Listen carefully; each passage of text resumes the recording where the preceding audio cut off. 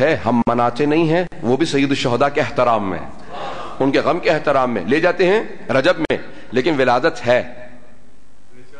واحد مہینہ ہے جس میں کوئی ولادت نہیں، محرم کا مہینہ۔ اب میں نتیجہ پیش کرنا چاہتا ہوں، کیوں؟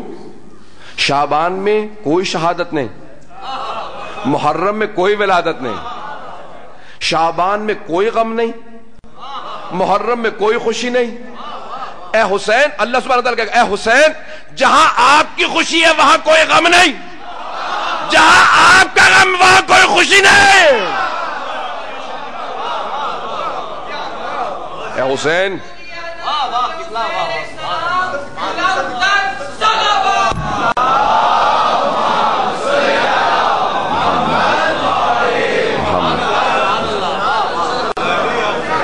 عزیزان گرامی، یہ خصائص الحسینیہ ہے۔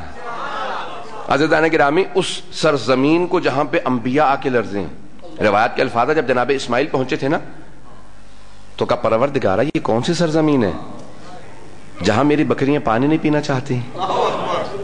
یہ میرے سارے پورا ریوڑ تھا بھیڑ بکریوں کا، کہ پروردگارہ اس طرح سے کبھی مصرف نہیں دیکھا پیاسی بکریوں کو کہ کنارہ نہر کا ہو، دریا کا کنارہ ہو اور پانی نہ پیئے۔ جناب جبرائیل نازل ہو کہا اسماعیل یہ کربلا ہے،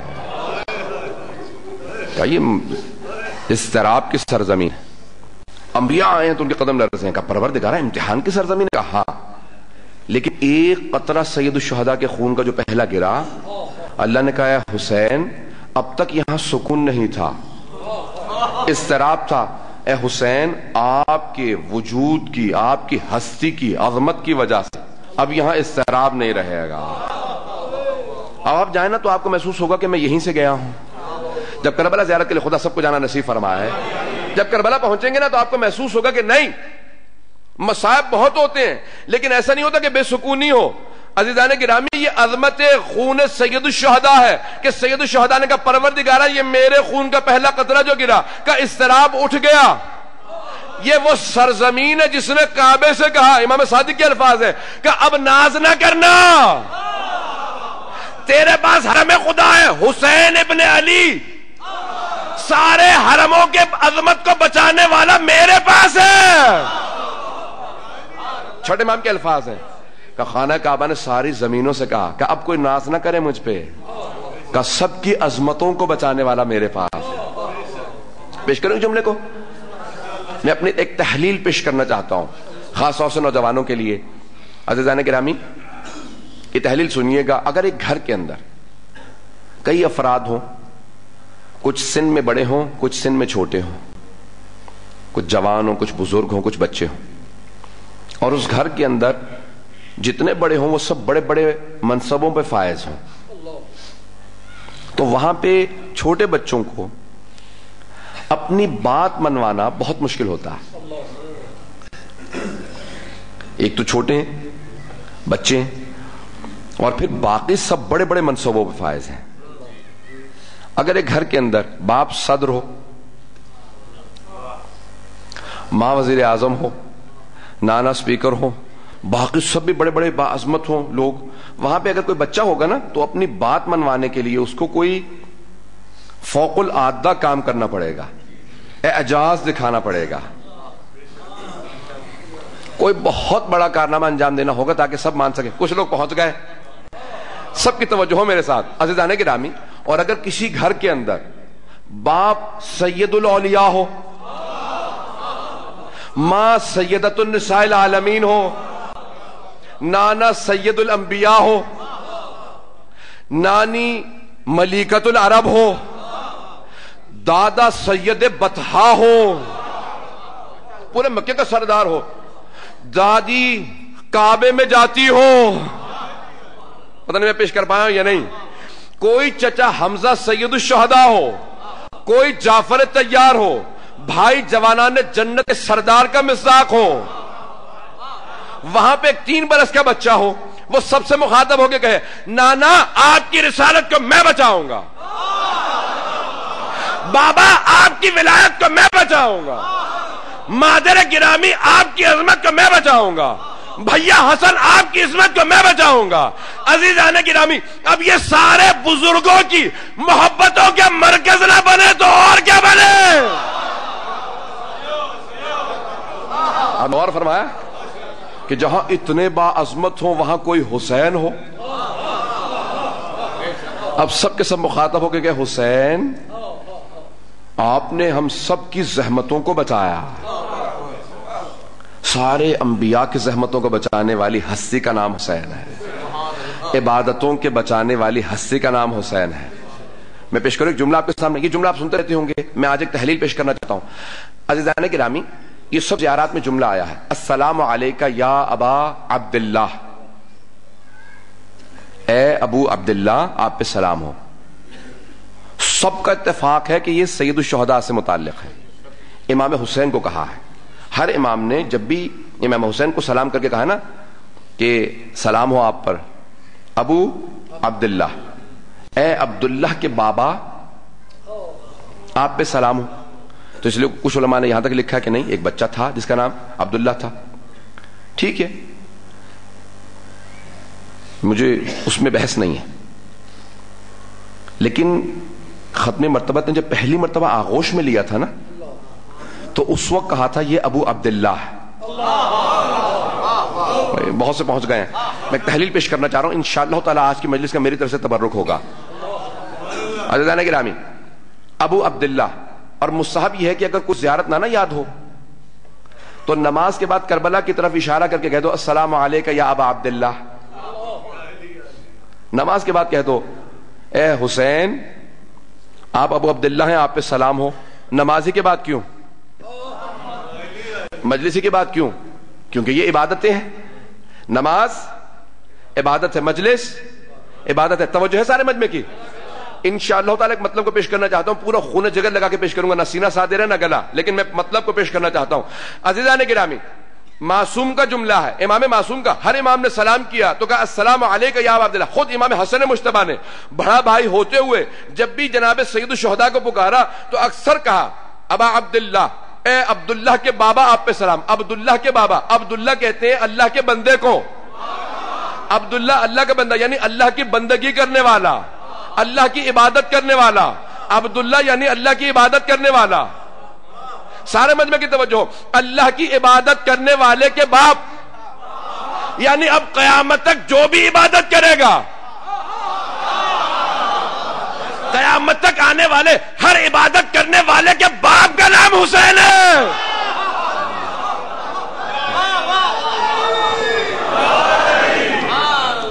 قیامت تک آنے والے ہر عبادت کرنے والے کے باپ کا نام حسین ہے. کیوں؟ کیا کیونکہ اس نے عبادت کو بچایا.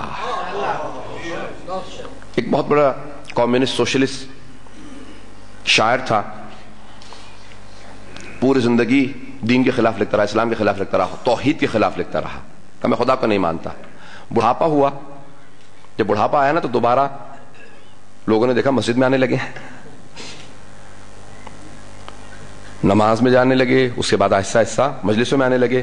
کہ کیا ہوا, آپ نے تو 40 سال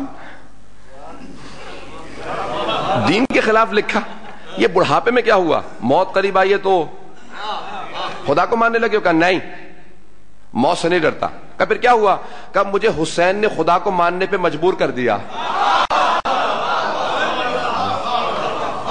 پتہ نہیں اس جملے کو پہنچا پایا ہوں یا نہیں.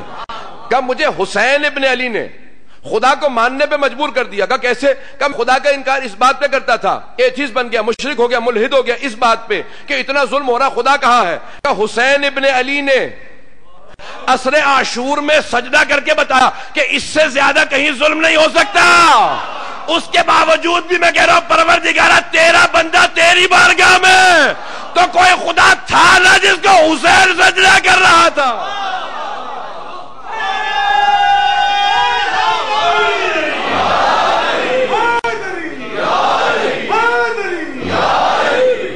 تو کوئی خدا ہے کہ جس کو حسین ابن علی نے عصر عاشور میں سجدہ کیا, کہ مجھے مجبور کر دیا حسین نے ماننے پہ خدا ہے.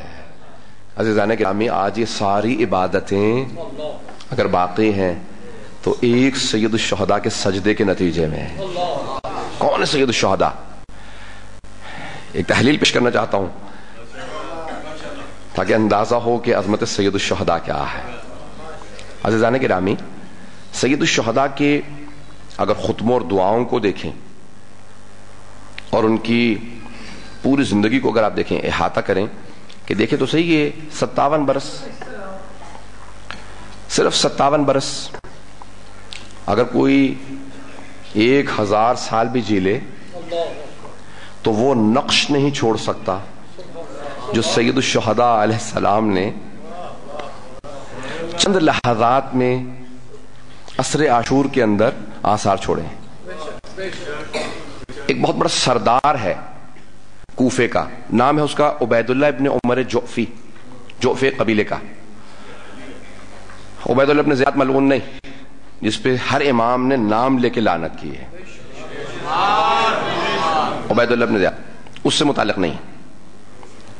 کوفے میں عبید اللہ ابن عمر جعفی، جوفا قبیلہ بہرحال ایک اس قبیلے سے تھے. تھوڑی سی تحلیل میں پیش کروں گا، میں سب کی توجہ چاہوں گا اپنے ساتھ. عزیزان گرامی، الفاظ یہ لکھے مورخین نے کہ یہ سردار تھے. جب انہیں پتا چلا کہ اب حکومت پوری کی پوری تیاری کر رہی ہے، مدینے کا گورنر، کوفے کا گورنر عبید اللہ ابن زیاد جو اس وقت کا بادشاہ تھا، سب تیاری کر رہے ہیں، فوجیں تیار کر رہے ہیں ایک حسین ابن علی کے خون بہانے کے لیے. ایک حسین، اور اتنی بڑی بڑی فوجیں تیار ہو رہی ہیں. تو اس نے کہا کہ حق پہ تو حسین ابن علی ہے، لیکن حکومت سے مقابلہ کرنا میرے بس کی بات نہیں ہے. مانتا تو تھا، لیکن اس نے کیا کیا کہ کوفہ چھوڑا اور کوفے سے باہر نکل گیا. ایسا نہ ہو کہ حسین کہیں کوفے آئیں اور میرا سامنا ہو جائے، مجھے بلا لے، تو اس وقت تو بے انتہا شرمندگی ہوگی، رسوائی بھی ہوگی اور عاقبت خراب بھی ہوگی. تو کہا میں کوفے سے باہر نکل جاتا ہوں. کوفے سے باہر چلا گیا. کیوں؟ حکومت کے خوف سے. میں عبید اللہ ابن زیاد کا مقابلہ نہیں کر سکتا، یہ سوچ رہا تھا. حکومت سے کانٹیکٹ کر لے، یہ سوچا اس نے، اور وہ باہر چل گیا. خود ہی کہتا کہ میں نے جا کے خیمہ لگایا کوفے سے باہر اور اس میں آرام کرنے لگا، وہیں رہنے لگا، اپنا سارا ساز و سامان لے گیا. کہیں حسین ابن علی سے ملاقات نہ ہو، سامنا نہ ہو کہ وہ اپنی نصرت کے لیے بلا لیں، اور حکومت کی مدد نہیں کرنا چاہتا حسین کے خلاف. اب یہ سوچ رہا تھا وہ کہ سید الشہداء کے خلاف حکومت کی مدد نہیں کروں گا. کہتا ہے کہ میں ایک دوپہر کا وقت تھا، اچانک خیمے پہ کسی نے آ کے ہاتھ مارا. کہ جیسے ہی کسی نے خیمے پہ ہاتھ مارا تو میں فوراً اٹھا اور خیمے کا پردہ کھول کے دیکھا تو حسین ابن علی کھڑے تھے. کہا کہ اے فرزند رسول، آپ، مولا نے ایک جملہ کہا جس کو میں خاص طور سے پیش کرنا چاہتا ہوں، اور یہ میرا عنوان یہی رہے. مولا نے کہا کہ اگر تو کامیاب ہونا چاہتا ہے نا، کامیابی چاہتا ہے، فتح چاہتا ہے، پیروزی چاہتا ہے، کامیابی چاہتا ہے، تو ہمارے ساتھ آ جا.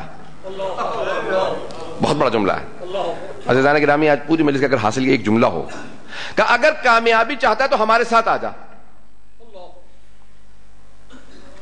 کہا حسین میں تو آپ کی وجہ سے کوفہ چھوڑ کے باہر آیا تھا کہ کہیں ایسا نہ ہو کہ آپ کا سامنا ہو جائے، آپ سے ملوں. میں عبید اللہ سے مقابلہ نہیں کر سکتا. کہا یہ تو واضح ہے نا تجھے کہ پیاسا کنویں کے پاس نہیں گیا، کنواں پیاسے کے پاس آ گیا. کہا میں چاہتا ہوں کہ تو بھی کامیاب ہو جائے. کہا نہیں مولا، میں آپ کا ساتھ نہیں دے سکتا، لیکن میرے پاس ایک گھوڑا ہے، پورے کوفے میں کسی کے پاس ایسا گھوڑا نہیں ہوگا، نایاب گھوڑا ہے، بہت طاقتور گھوڑا ہے، سدھایا ہوا. میں اپنا گھوڑا آپ کو ہدیہ کرنا چاہتا ہوں. اور میرے پاس ایک تلوار ہے جو 1000 دینار کی ہے. درہم چاندی کا سکہ، دینار سونے کا سکہ. کہا 1000 دینار کی ہے، وہ میں آپ کو ہدیہ کرنا چاہتا ہوں. مولا نے کہا اگر تیرا گھوڑا چاہیے ہوتا اور تیری تلوار چاہیے ہوتی تو میں وہی آ کے مانگ لیتا. کہ تلوار اپنے پاس رکھ گھوڑا اپنے پاس رکھ، تجھ سے کچھ نہیں چاہیے، میں تیری کامیابی چاہتا تھا، تجھ سے کچھ نہیں چاہتا۔ پتہ نہیں میں سمجھا پا رہا ہوں یا نہیں، سب غور کیجئے گا جملے پہ۔ مولا نے کہا تجھ سے کچھ نہیں چاہتا، میں تیری کامیابی چاہتا تھا، کہا مجھے معاف کیجئے گا۔ کہا جیسے جملہ کہا نا تو حسین فوراً چلے گا، مولا اگر کچھ دیر میرے ساتھ بیٹھیں میں پھل پیش کروں گا، شربت موجود ہے۔ مولا نے کہا تجھ سے کچھ نہیں چاہیے، میں تیری کامیابی کے لیے آیا تھا، تجھ سے کچھ چاہنے نہیں آیا تھا کہ تو کہے کہ شاید بھوکے پیاسے ہوں گے، نہیں۔ کہا جیسی وہ چلے نا تو مجھ سے برداشت نہیں ہوا، ان کے چہرے کا نور میری آنکھوں میں تھا، میں فوراً خیمے سے باہر نکلا تو دیکھا حسین چل پڑے۔ جب وہ چل رہے تھے نا تو کہا میں فوراً دوڑتا ہوا تیزی سے پیچھے چلا، میں دیکھ رہا ہوں کہ حسین ابن علی آہستہ ہوتے چلے جا رہے ہیں۔ کہ میں نے اچانک دیکھا کہ اطراف میں بہت سے بچے جمع ہیں، چھوٹے چھوٹے بچے، 3 4 برس کے، 5 6 برس کے، 7 برس سے کم عمر بچے۔ کہا 7 سال سے بہت سے بچے ہیں۔ کہا حسین ابن علی ان بچوں کو ساتھ لینے کے لیے آہستہ آہستہ چل رہے تھے کہ بچے ساتھ ساتھ چلتے رہیں۔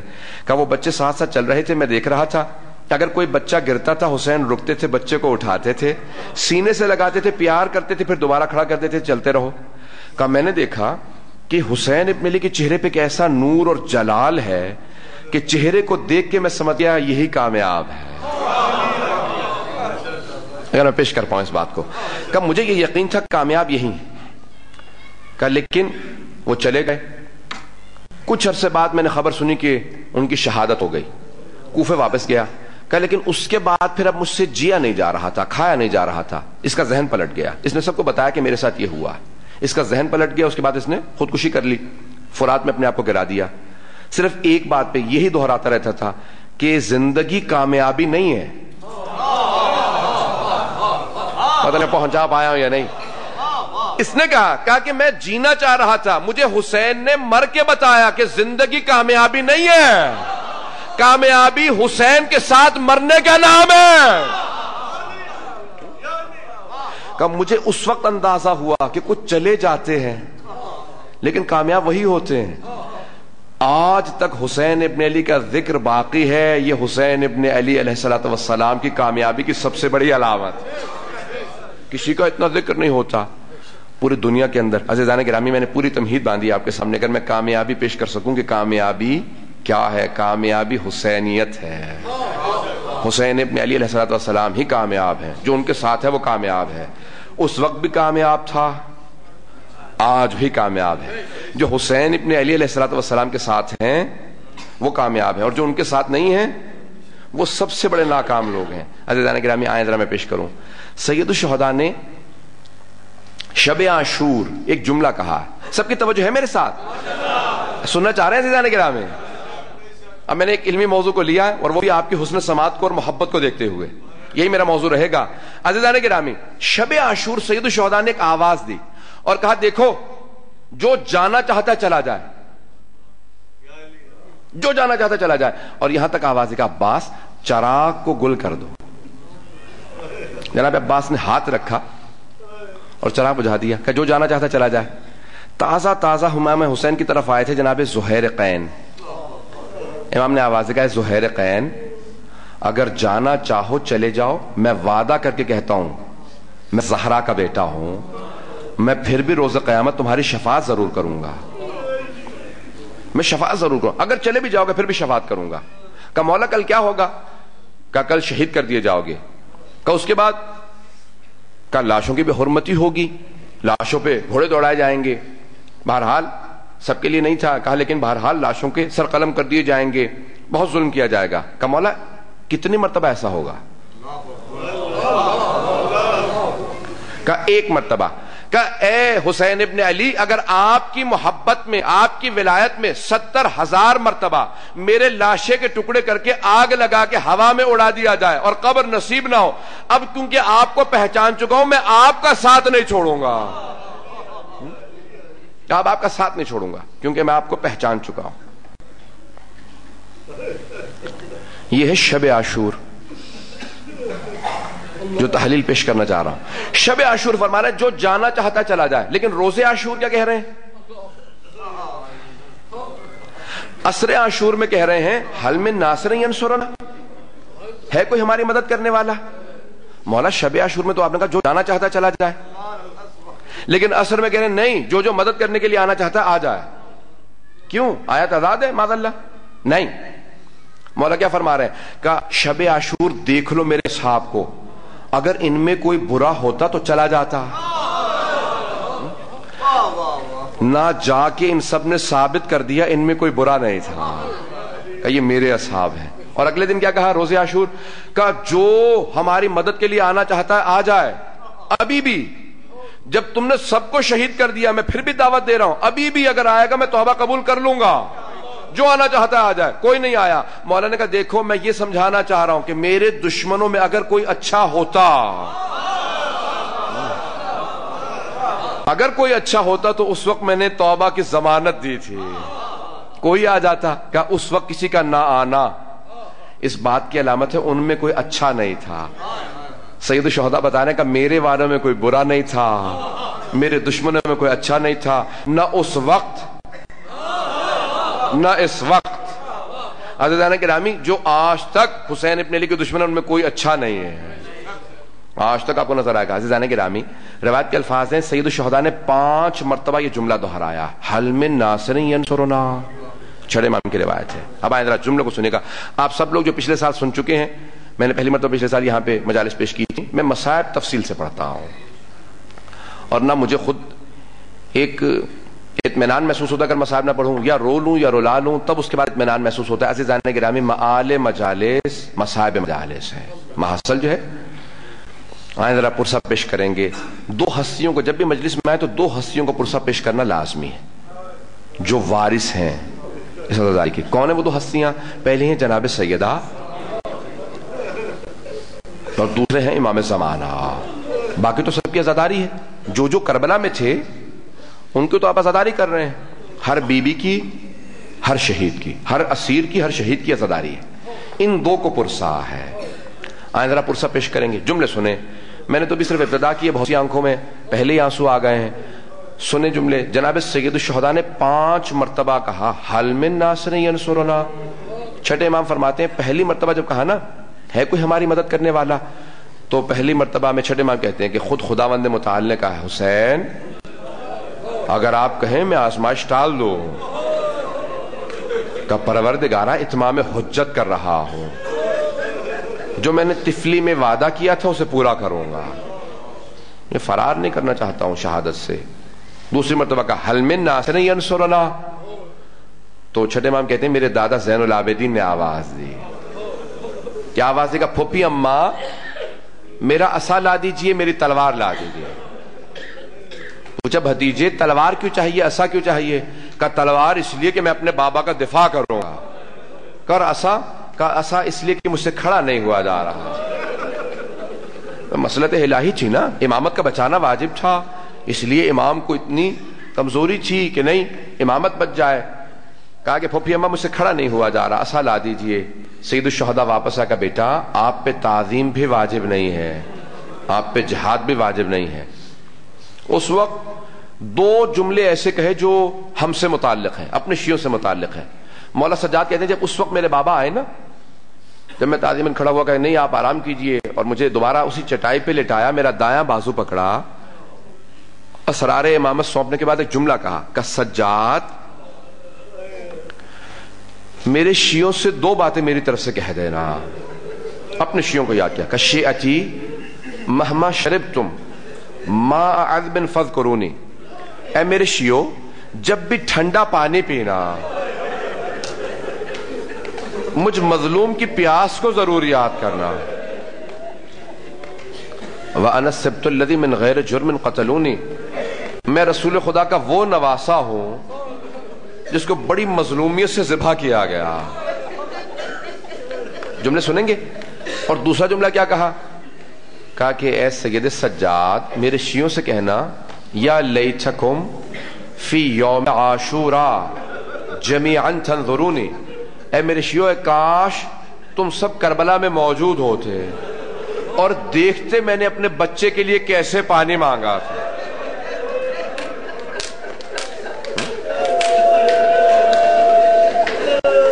اجرکم اللہ. ابھی تو ابتدائی مصائب ہے. یہ دوسری مرتبہ کہا حل من ناصر ینصرنا. چھٹے امام فرماتے ہیں جب تیسری مرتبہ کہا نا حل من ناصر ینصرنا، تو کہا 70,000 ملائکہ نازل ہوئے اور فرمایا، کہا کہ اے سید الشہداء، اے حسین ابن علی، اے نواسہ رسول، اے علی کے فرزند، اللہ نے ہمیں آپ کی نصرت کے لیے بھیجا ہے، اگر ہماری مدد قبول فرمائے۔ تو چھٹے امام فرماتے ہیں مولا نے کہا نہیں، مجھے تمہاری مدد نہیں چاہیے۔ کہا وہ سارے ملائکہ آج تک کربلا میں موجود ہیں اور حرم سید الشہداء کا طواف کرتے رہتے ہیں، طواف کرتے رہتے ہیں اور روتے رہتے ہیں، اور ان کے اس طواف کا ثواب حسین کے رونے والوں کو ملتا۔ اجرکم اللہ، اجرکم اللہ۔ سنیں جملے، کہا پھر چوتھی مرتبہ کا حل من ناصر ینصرنا، تو کہا جب چوتھی مرتبہ کہا نا تو پھر جن آئے، ایک پورا گروہ آیا جنوں کا، جن میں زعفر جن بھی تھے، جعفر نہیں زعفر جن، کہا یہ سب جن آئے، کہا مولا آپ کی نصرت کے لیے حاضر ہوئے، کہا نہیں میں بے بس نہیں ہوں، لوگ کہیں گے حسین نے جنوں سے جنگ کروائی تھی، کہا میں بے بس نہیں ہوں، میں بے کس ہوں۔ بے بس وہ ہوتا ہے جس کا بس نہ چلے، کہا وہ امام بھی کیسے جس کا بس نہ چلے، کہا بے کس ہوں جس کا کوئی نہیں ہے۔ پیش کروں جملے، کہا پانچویں مرتبہ کا حل من ناصر ینصرنا، جب پانچویں مرتبہ کہا نا تو اس کے ساتھ کچھ اور جملے کہے، کہ حل من ذاب یذب عن حرم رسول اللہ، ہے کوئی جو رسول زادیوں کے پردے کو بچائے۔ بس یہ جملہ کہنا تھا کہ سید الشہداء کے خیموں سے بلند آواز سے رونے کی آواز آئی، جیسے رونے کی آواز آئی نا بیویوں کے، تو خود سید الشہداء واپس آئے خیمے میں۔ کہا زینب کیا بات ہے، بیویاں کیوں صبر نہیں کر پا رہی ہیں، ابھی میں زندہ ہوں۔ کہا بھیا جب آپ نے کہا نا حل من ناصر ینصرنا، تو علی اصغر نے اپنے آپ کو کے حوالے سے گرا دیا، ہر دفعہ ایک نیا اثر ہوا۔ عزیزان گرامی، میں چند جملے جناب علی اصغر کی شہادت کے پیش کرنا چاہتا ہوں۔ میں پوری شہادت نہیں پڑھوں گا کیونکہ جانتا ہوں یہاں لوگ برداشت نہیں کر پائیں گے، جس طرح سے آپ رو رہے ہیں یہاں پہ کوئی بے ہوش ہو جائے گا، پچھلے سال بھی 2-3 مرتبہ بے ہوشی ہوئی، اس لیے میں پوری شہادت نہیں پڑھوں گا، لیکن جملے سنیں گے عزیزان گرامی۔ سید الشہداء آئے خیمے میں، کہا کہ رب ذرا اصغر کو مجھے دے دو، میں اس کو پانی پلا لاؤں۔ ایک 3.5 برس کی بچی کھڑی سن رہی تھی کہ اصغر پانی پینے جا رہے ہیں، بچی کھڑی ہو گئی۔ عزیزان گرامی، روایت کے الفاظ سید الشہداء نے کہا کہ رباب ذرا دوسرے خیمے میں تشریف لے جائیے۔ ایک زمین پہ سفید رنگ کا کپڑا بچھایا، جناب علی اصغر کو کپڑے پہ بچھایا اور فوراً کپڑے کو تہ دینا شروع کی جیسے کفن پہنایا جاتا۔ جناب علی اصغر کو اٹھایا اور اپنی ابا کے دامن میں چھپا لیا۔ جب حضرت مختار بدلے لے رہے تھے نا، تو انہوں نے ہر قاتل سے سوال کیا جس کو زندہ گرفتار کیا، بتا تو نے کربلا میں کیا کیا تھا، اور اس کو پھر وہی سزا دی جو اس نے جرم کیا تھا۔ ایک سے سوال کیا بجدل سے، تو نے کیا کیا تھا کربلا میں؟ کہا میں نے حسین کی انگلی کو کاٹا تھا۔ پوچھا ملعون تو نے انگلی کو کیوں کاٹا؟ کہا میں انگوٹھی اتارنا چاہتا تھا، اتر نہیں رہی تھی، میں نے خنجر نکالا، انگلی کو کاٹا۔ بس میں ایک ایک کر کے پوچھتے جاتے تھے کہ ابو خلیق تمہیں کبھی رونا آیا میدان کربلا میں؟ کہ ایک ایسا موقع تھا، سارا مصائب چھوڑ کے جا رہا ہوں، کہ ایک ایسا موقع تھا اے مختار جہاں میں تو کیا ساری فوج اشقیاء رخ پھیر پھیر کے رو رہی تھی۔ جناب مختار نے پوچھا کہ کون سا موقع تھا؟ کہ جب حسین ایک ننھے سے بچے کو لے کے آئے، کہ جب ابا کے دامن میں چھپا کے لا رہے تھے، سارے اشقیاء سوچ رہے تھے حسین قرآن لا رہے ہیں، اب قرآن کا واسطہ دیں گے۔ کہ ایک مرتبہ حسین نے ابا کا دامن ہٹایا، ہاتھوں میں بچے کو اٹھایا، کہ تمہارے نزدیک اگر جرم کیا تو میں نے کیا ہے نا، میں مجرم ہوں، میں بیعت نہیں کر رہا، بیعت میں نے نہیں کی، اس بچے کا جرم کیا ہے؟ کہ یہ جملہ کہنا تھا کہ ساری فوج اشقیاء نے رخ پھیر لیا۔ کہ کیوں؟ کہ کیونکہ بچے نے اپنی خشک زبان نکالی اور ہونٹوں پہ پھیرنا شروع کی۔ کہ جیسے ہی بچے نے ہونٹوں پہ زبان پھیری، لوگوں سے برداشت نہیں ہوا، کہ اشقیاء تھے، ملعون تھے، لیکن برداشت نہیں کر سک رہے تھے۔ کہ پھر کیا ہوا؟ کہ ایک مرتبہ عمر سعد نے آواز دی، حرملہ اقطع کلام الحسین، حرملہ حسین کے کلام کو بند کر دے۔ کہا پھر کیسے زبان کو بند کیا؟ کہا ایک مرتبہ حرملہ نے تیر نکالا، کمان میں رکھا، جب تیر چلانا چاہتا تھا تو تیر گر گیا، اس نے پھر تیر کو اٹھایا، لہو ثلاث شعب، جس کے 3 شعبے تھے، 3 منہ والا تیر تھا، جب تیسری مرتبہ تیر رکھا تو حرملہ نے جب تیسری مرتبہ تیر کو کمان میں رکھا، عمر سعد نے پوچھا حرملہ اگر مجھ سے کوئی پوچھتا کہ اس فوج میں سب سے پتھر دل کون ہے، میں تیرا نام لیتا، کیا بات ہے تو ایک بچے کو تیر نہیں مار سکتا؟ تو ایک مرتبہ ابو خلی کہتا ہے حرملہ نے کہا کہ عمر سعد کوئی مشکل نہیں تیر مارنا، میں تیر مار دیتا، لیکن جب بھی میں تیر کمان میں رکھتا ہوں ایک برقع پوش بی بی سامنے آتی ہے، اپنے برقع کا دامن پھیلاتی ہے، کہتی ہے حرملہ تو بھی اولاد والا ہے، میرے بچے کے بچے کو نہ مار۔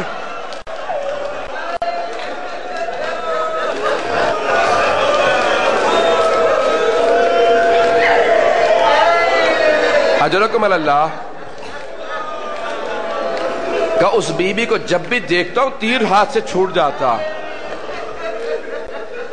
میں شہادت نہیں پڑھ رہا، بس میں نے اشارہ کیا، آگے بڑھ گیا، ختم کر دیا میں نے مسائل، لیکن ایک مرتبہ بس میں وہاں پہ کوئی برداشت نہیں کر پا رہا، سنیں گے الفاظ کو، بس میں مجھے اپنی ماں بہنوں بیٹیوں کے رونے کی آواز آ رہی ہے، برداشت نہیں نہ کر پا رہی بیویاں۔ میں ایک سوال کروں اپنی ماں بہنوں سے، میں اپنی بیٹیوں سے ایک سوال کروں، آپ نے صرف مصائب سنے ہیں نا، دیکھے تو نہیں ہے؟ آپ نے تیر لگتے دیکھا تو نہیں ہے؟ اب پوچھے اس بی بی سے جو در خیمہ پہ کھڑی تھی۔ اجرکم اللہ، بس میں آخری جملہ سن لیجئے، اگر دیکھ سکے آخری جملہ پیش کرنا چاہتا ہوں۔ روایت کے الفاظ یہ ہے، تیر بڑا تھا، بچے کا گلا چھوٹا تھا، تیر کا لگنا تھا، ذوبہا من الاذن الى الاذن، کان سے کان تک بچے کا گلا چھد گیا۔ جناب سید الشہداء کے ہاتھوں میں بچے کا خون آیا، زمین پہ بہانا چاہا، روضۃ الشہداء میں ملا حبیب اللہ کاشانی کہتے ہیں زمین سے آواز آئے حسین یہ خون میرے پہ نہ آئے، ایک قطرہ دانے کا نہ ہوگے گا، اگر یہ خون مجھ پہ آ گیا۔ حسین نے آسمان پہ اچھالنا چاہا، آسمان سے آواز ہے حسین ابن علی ایک قطرہ بارش کا نہ برسے گا۔ اگر حسین کا خون یہاں آیا تو کیا کیا کہ حسین ابن علی نے خون جناب علی اصغر کو ہاتھوں سے لے کے اپنی سفید ریش پہ لگایا کہ پروردگارہ اس حالت میں تیری بارگاہ میں آؤں گا۔ اجرکم اللہ، تمام کر دیا میں نے مسائل، بس بھئی میں نے پڑھ دیا، تمام کر دیا، نہ اب آپ میں سننے کی طاقت ہے نہ مجھ میں پڑھنے کی طاقت ہے۔ آخری جملہ سنیں گے، سید الشہداء چلے، وہ حسین ابن علی جنہوں نے جناب علی اکبر کا لاشا اٹھا لیا، جناب عباس کے بازو اٹھائے، جناب قاسم کے لاشے کے ٹکڑوں کو، لیکن جب جناب علی اصغر کا لاشا لے کے چلے نا تو 7 مرتبہ آگے جاتے تھے، 7 مرتبہ پیچھے آتے تھے اور کہتے جاتے تھے انا للہ وَإِنَّا إِلَيْهِ رَاجِعُونَ رِضًا بِقَضَائِهِ وَتَسْلِيمًا لِأَمْرِهِ۔ بس میں ایک مرتبہ 7 مرتبہ آگے 7 مرتبہ پیچھے، میں نے بہت سوچا، جب جناب مختار نے جملہ سنا نا تو ممبر پہ بے ہوش ہو کے گر گئے، جب ہوش میں آئے تو فوراً کربلا کا رخ کیا کہ السلام علیکہ یا ابا عبداللہ الحسین۔ پھر پوچھا ابو خلی کیا بات تھی میرے مولا، بار بار آگے جاتے تھے بار بار پیچھے آتے تھے، کیوں؟ کہ کیونکہ در خیمہ پہ ایک بی بی کے پاؤں نظر آ رہے تھے، وہ بی بی بار بار آواز دیتی تھی مولا مجھے بتاؤ میرے اصغر کو پانی پلایا۔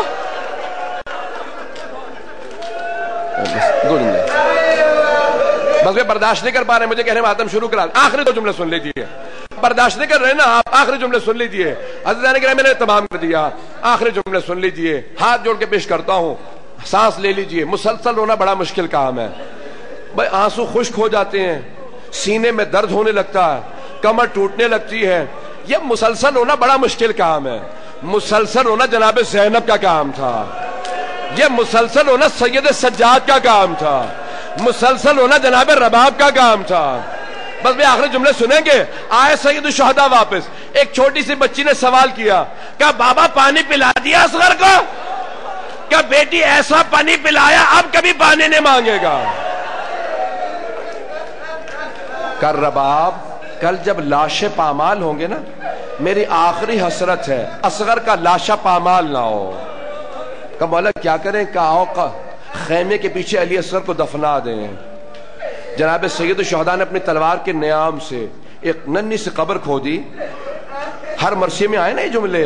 قبر میں لاشا رکھا، قبر کو بند کر دیا. ایک جملہ کہا کر رباب میرے جد رسول خدا کی سنت ہے قبر پہ پانی ڈالا جاتا. کر رباب پانی ہوتا تو قبر پہ پانی ڈال دیتے.